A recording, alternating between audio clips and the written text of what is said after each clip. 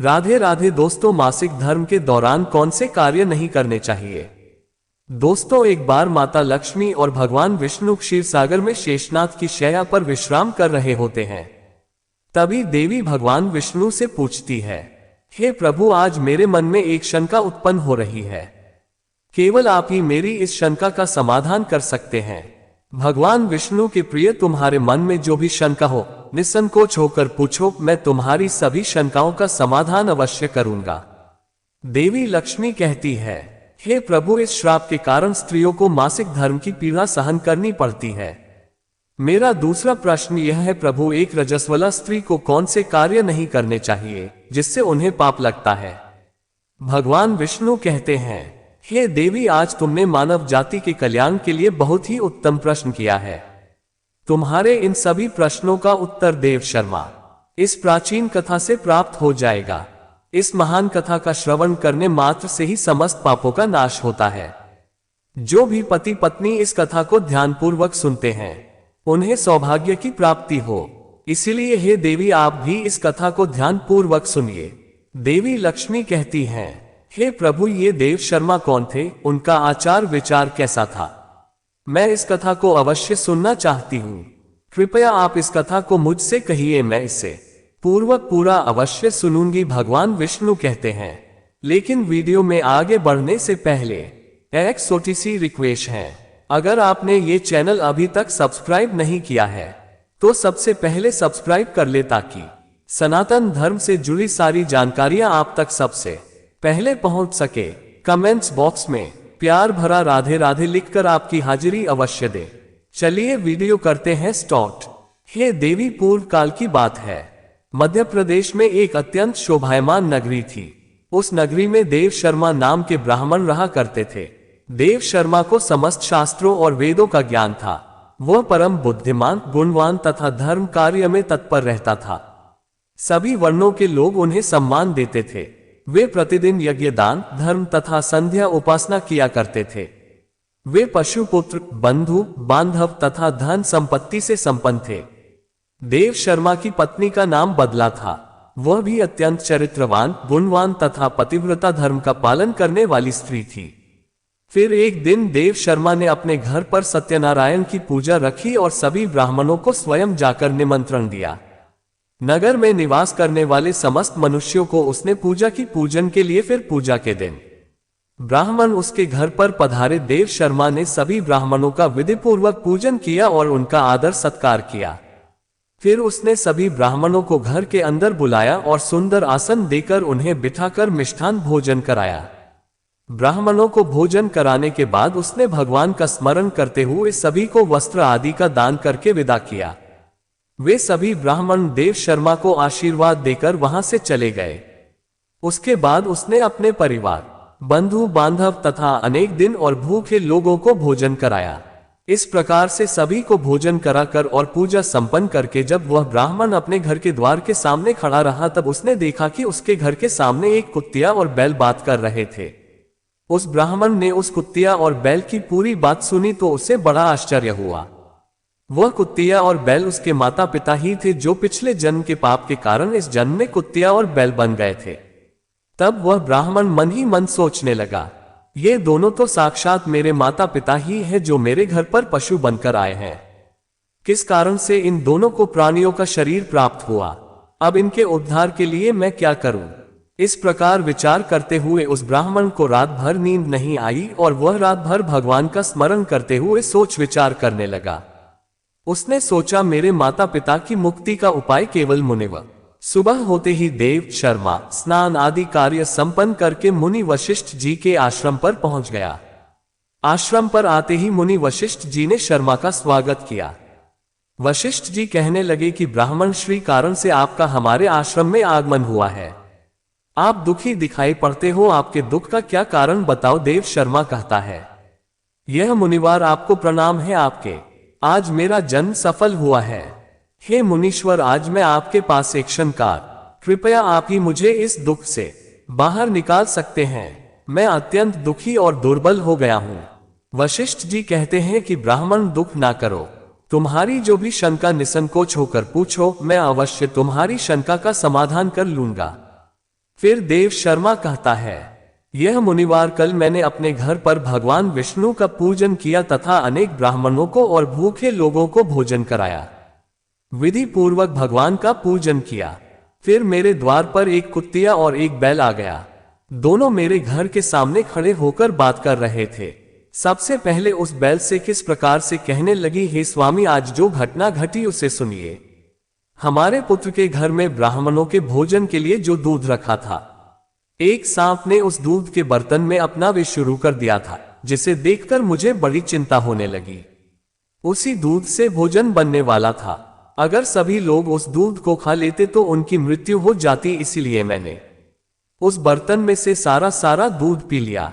जब बहू की दृष्टि मुझ पर पड़ी तो उसने मुझे खूब पीटा, जिससे मेरा अंग भंग हो गया। मुझे बहुत पीड़ा हो रही है। इसी कारण से मैं लड़खड़ाते हुए, मुझे ये पीड़ा सहन नहीं हो रही है। कुत्तिया की बात सुनकर वह बैल बहुत दुखी हुआ और वह खुद का वृतांत सुनाने लगा है। प्रिय, अब मैं तुम्हें मेरे दुख का कारण अपने पूर्व जन्म में इस ब्राह्मण का पिता था। आज इस ब्राह्मण ने सभी लोगों को भोजन, उसने मेरे सामने घास तक नहीं डाली और न ही मुझे जल पिलाया।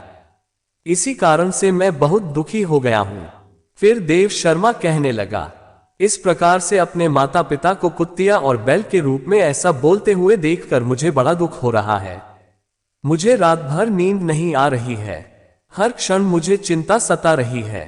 मैंने कभी कोई पाप नहीं किया है, हमेशा धर्म के कार्य किए हैं, फिर भी मेरे माता पिता को ऐसे कष्ट झेलने पड़ रहे हैं।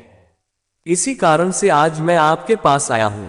कृपया आप अपनी योग शक्ति से पता करके मुझे बताएं किस कारण से मेरे माता पिता की ऐसी दुर्दशा हुई है और उनकी मुक्ति के लिए मुझे कौन सा कर्म करना चाहिए।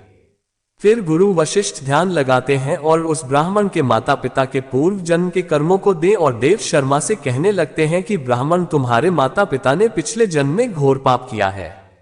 उसी पाप के कारण आज उनकी ऐसी दुर्दशा हुई है। देव शर्मा कहता है, हे गुरुदेव, किस पाप के कारण मेरे माता पिता की दुर्दशा हुई है, कृपया विस्तार से बताएं। कहते हैं कि ब्राह्मण देवता, तुम ध्यान से सुनो। ये बैल जो तुम्हारे पिता है, ये पिछले जन्म में कुंडी नगर के श्रेष्ठ ब्राह्मण रहे हैं। इन्होंने एक दिन एकादशी का व्रत करके भोजन किया था। एकादशी के व्रत के दिन इतने दान धर्म भी नहीं किया, इतने द्वार पर आई गायों को कभी भोजन, इसलिए अपने पितरों का श्राद्ध भी विधि पूर्वक नहीं किया। तुम्हारे पिता ने पिछले जन्म में मासिक धर्म के दौरान ही तुम्हारी माता के साथ संबंध बनाया था और इसी पाप के कारण इसे इस जन्म में बैल का रूप प्राप्त हुआ है। अब तुम्हारी माता के बारे में सुनो। तुम्हारी माता ने रजस्वला होते हुए भी भोजन बनाया। मासिक धर्म के दौरान ही इसने भगवान की पूजा की, तुलसी को जल चढ़ाया। रजस्वला होते हुए भी इसने भगवान को भोग लगाया। किसी कारण से इसे महापाप लगा है। मासिक धर्म के दौरान स्त्री 3 दिनों के लिए पवित्र हो जाती है। मासिक धर्म के दौरान स्त्री को पूजा पाठ नहीं करना चाहिए। स्त्री को इन 3 दिनों में अपने बाल भी नहीं धोने चाहिए, इससे पति की आयु कम होती है। मासिक धर्म के दौरान पेड़ पौधों को स्पर्श न करें। रजस्वला स्त्री के साथ संबंध भी नहीं बनाना चाहिए। जो पुरुष रजस्वला के साथ संबंध बनाता है उसे ब्रह्म, जो रजस्वला के वस्त्रों को स्पर्श करता है उसे भी पाप लगता है। रजस्वला स्त्री के शरीर में 3 दिनों तक ब्रह्महत्या का पाप निवास करता है और चौथे दिन ही वह स्नान करके पवित्र हो जाती है। चौथे दिन स्नान करने के पश्चात रजस्वला स्त्री को अपने पति का मुख देखना चाहिए, अन्य किसी पुरुष का मुख नहीं देखना चाहिए। यदि पति समीप ना हो तो सूर्य देव के दर्शन करने चाहिए। गुरु वशिष्ठ कहते हैं, हे ब्राह्मण, इसी तुम्हारे पिता और तुम्हारी माता को कुत्तिया का जन्म प्राप्त हुआ है। देव शर्मा कहता है, हे मुनीश्वर, अब आप मुझे मेरे माता पिता की मुक्ति के लिए उपाय बताएं। वशिष्ठ जी कहते हैं, ब्राह्मण, तुम किसी भी अमावस्या के दिन अपने माता पिता की मुक्ति के लिए प्राप्त तथा तर्पण करो और दान धर्म करो, गाय की सेवा करो और गौमाता को मिष्ठान निखिल और अपने माता पिता की मुक्ति के लिए भगवान से प्रार्थना करो। फिर ब्राह्मण वही करता है और फिर उसके माता पिता को समस्त पापों से मुक्ति मिलती है।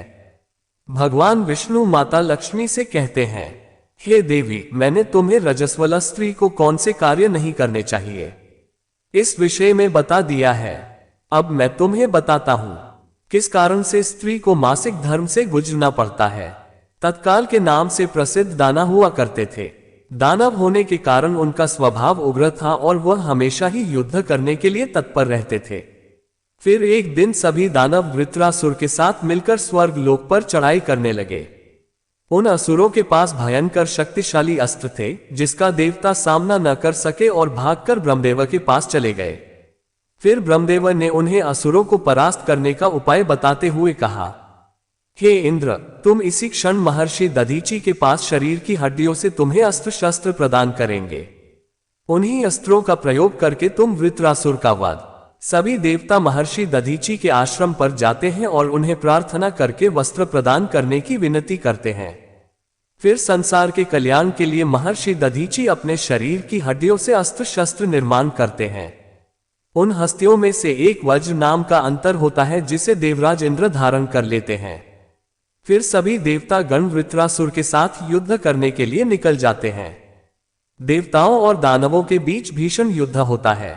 सभी देवता आकाश में दानों से युद्ध के लिए एकत्रित हो जाते हैं और प्रहार करने लगते हैं। अग्निदेव अग्नि के प्रहार से व्यक्तियों को दर्द करने लगते हैं। अग्नि के प्रभाव से दैत्यों का अंग अंग जलने लगता है। फिर वरुण देव जल की वर्षा से दैत्यों को डुबो देते हैं जिससे दैत्य त्राही त्राही करने लगते हैं। अनेक दिनों तक इस प्रकार से दैत्यों और देवताओं के बीच में भीषण युद्ध चलने लगता है। फिर देवराज इंद्र और वृत्रासुर आमने सामने आ जाते हैं। दोनों के बीच भीषण युद्ध होता है और फिर देवराज इंद्र अपने वज्र का प्रहार करके वृत्रासुर को मार डालते हैं। उस दानव वृत्रासुर की मृत्यु होते ही उसके शरीर से ब्रह्महत्या बाहर निकलती है और इंद्र का पीछा करने लगती है। फिर वह ब्रह्महत्या इंद्र के शरीर में प्रवेश कर लेती है जिससे इंद्र को ब्रह्महत्या का पाप लगता है।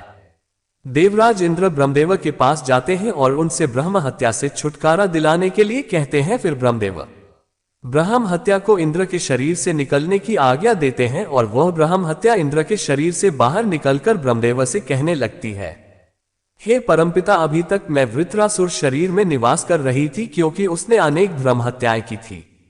जब इंद्र ने उसकी हत्या की तो मैं इंद्र के शरीर में बात करने लगी। अब आप ही मुझे कोई उचित स्थान दीजिए जहां पर मैं रह सकूं। फिर ब्रह्मदेव कहते हैं, ही ब्रह्महत्या, मैं तुम्हें उचित स्थान देता हूं। फिर ब्रह्मदेव ने ब्रह्महत्या के 4 बाकी है और है ब्रह्महत्या, तुम्हारा 1/4 भाग अग्नि के भीतर रहेगा। जो भी मनुष्य अग्नि को आहुति नहीं देगा तुम उसके शरीर में प्रवेश कर लेना। तुम्हारा दूसरा 1/4 भाग जल के भीतर रहेगा। जो भी जल में थूकेगा अथवा मल मूत्र का त्याग करेगा तुम उसके शरीर में प्रवेश करोगी। फिर तीसरा 1/4 भाग पेड़ पौधों और वृक्षों के बीच कारण ही वृक्षों को काटेगा, उसे भी ब्रह्महत्या का पाप लगेगा। फिर ब्रह्मदेव ने अप्सराओं को बुलाया और कहा, अप्सराओं, इस ब्रह्महत्या का 1/4 भाग तुम ग्रहण करो। अप्सराएं कहने लगी, हे प्रभु, आपकी आज्ञा से हम इसे ग्रहण करने के लिए तैयार हैं, किंतु हमें भी इससे मुक्ति का कोई उपाय बताए। फिर ब्रह्मदेव कहने लगे, अप्सराओं, जो भी पुरुष रजस्वला स्त्री के साथ संबंध करेगा उसके अंदर यह ब्रह्महत्या प्रवेश कर जाएगी। इस प्रकार से ब्रह्महत्या के 4 भाग हुए, एक अग्नि में, दूसरा जल में, तीसरा वृक्षों में और चौथा स्त्रियों के अंदर प्रवेश कर गया। उसी ब्रह्महत्या के भाग्य के कारण स्त्रियों को मासिक धर्म आता है। जो भी पुरुष मासिक धर्म के दौरान स्त्रियों को स्पर्श करता है अथवा उनके साथ संबंध बनाता है उसे ब्रह्महत्या का पाप लगता है। भगवान विष्णु कहते हैं, हे देवी, इस प्रकार से मैंने आपको स्त्री के रजस्वला होने के पीछे की कथाओं, रजस्वला स्त्री को कौन से कार्य नहीं करने चाहिए आदि के विषय में बता दिया है। मां लक्ष्मी कहती है कि आज आपने मुझे बहुत ही महत्वपूर्ण ज्ञान दिया है। मैं भी आपको वचन देती हूं, जो भी स्त्री मासिक धर्म के दौरान पूजा पाठ करेगी, पति के साथ संबंध रखेगी, उसके घर में मैं प्रवेश नहीं कर। दोस्तों, इस प्रकार से मासिक धर्म के दौरान स्त्रियों को ये कार्य नहीं करने चाहिए। आपको ये कथा कैसी लगी कमेंट करके जरूर बताएं। गरुड़ पुराण कथा, रामायण, गीता और महाभारत की ऐसी कई रोचक कहानियां हैं जो हम आपको बताते रहेंगे। हमसे जुड़े रहने के लिए हमारे चैनल को सब्सक्राइब कीजिए। आपका बहुत बहुत धन्यवाद।